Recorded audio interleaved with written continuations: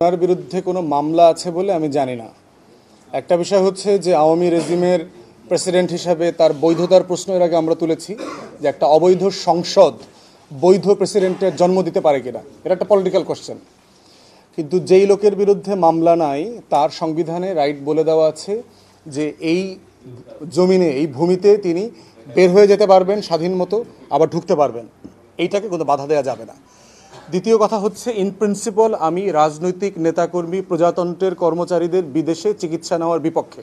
সেটা খালেদা জিয়ার জন্য আমি বিপক্ষে, আব্দুল হামিদের জন্য বিপক্ষে, যে যত বড় নেতা হোক, সরকারি কর্মকর্তা কর্মচারী হোক, শুধু বিদেশে না, তার বেসরকারি হাসপাতালে চিকিৎসা নেওয়ার ব্যাপারেও আমি বিপক্ষে। কারণ প্রজাতন্ত্রের কর্মচারীরা এবং সেবকরা যদি সরকারি সেবা ব্যবহার না করেন তাহলে দুইটা ক্ষতি আছে। একটা ক্ষতি আছে, এই প্রতিষ্ঠানগুলোর উপরে জনগণের কোনোদিন আস্থা তৈরি হবে না। কারণ তারা মনে করবে আমার যদি শান্তিতে মরতে হয় আমার মাউন্ট এলিজাবেথে গিয়ে মরতে হবে, নাহলে ব্যাংককে গিয়ে মরতে হবে। সদর হাসপাতালে মরলে আমার ইজ্জত থাকবে না।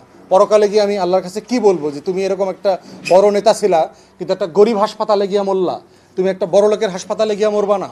তখন প্রশ্ন উত্তর সহজ জবাবও কঠিন হয়ে যাবে। তো সেই জন্য ইন প্রিন্সিপাল আমি এটা মনে করি যে সেবা বাড়ানোর জন্য এটা করা দরকার। দ্বিতীয়ত যেটা ক্ষতি সেটা হচ্ছে যে প্রতিষ্ঠানগুলোর সার্ভিস ডেভেলপ করে না। আপনি যখন জানবেন যে এই হাসপাতালে এমপি মন্ত্রীরা ট্রিটমেন্ট নেয়, শহরের মেয়র, লোকাল এমপিরা, ডিসিএসপিরা ট্রিটমেন্ট নেয়, তখন দেখবেন যে আমলারাও কিন্তু হাসপাতালটা ভালোভাবে চালাবে, এখানে ভালো সার্ভিস দিবে, কারণ তাদের ভয় করবে নিশ্চিত। অতএব এই দুইটা কারণে ইন প্রিন্সিপাল আমরা মনে করি যে এই বিদেশে চিকিৎসা নেওয়ার এই কালচারটা বাদ দিতে হবে। এটা আইন করে করা যাবে না, এটা একটা নৈতিকতার প্রশ্ন। ইন প্রিন্সিপাল এই পজিশনটা নিতে হবে পলিটিশিয়ানদেরকে। আর এই হাইপটা হচ্ছে, আমার কাছে মনে হয়েছে যে বাংলাদেশে আননেসেসারি কিছু হাইপ তোলা হয়, অযৌক্তিকভাবে তোলা হয়, অপ্রয়োজনে তোলা হয়, এবং আপনাদের প্রচুর মিডিয়ার ওয়ার্কিং আওয়ার নষ্ট হয় আর কি।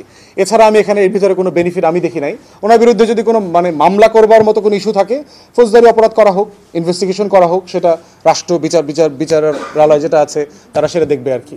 বিশ্বমানের থার্মিক্স রড, সালাম স্টিল থার্মিক্স, দেশের একমাত্র থার্মিক্স রড। না, অবশ্যই যুক্তি এটা, কারণ হচ্ছে যে উনি দেশ ত্যাগ করতে পারবেন না এই মর্মে তো কোনো এমবার্গো ছিল না, অথবা ওনার পাসপোর্ট সিজ করা হয়েছে, অথবা যেটা হয়েছে যে ওনার বিরুদ্ধে মামলা আছে, ওনাকে রেস্ট্রিকশন দেওয়া ছিল, উনি অবৈধভাবে গেছেন, এমনটা তো কিছু প্রতীয়মান হয়নি। তাহলে যদি কারো চাকরিচ্যুত করা হয় তাকে ক্ষমা চাইয়ে তার চাকরি ফেরত দিতে হবে এবং তাকে কম্পেনসেট করতে হবে, ক্ষতিপূরণ দিতে হবে রাষ্ট্রের পক্ষ থেকে।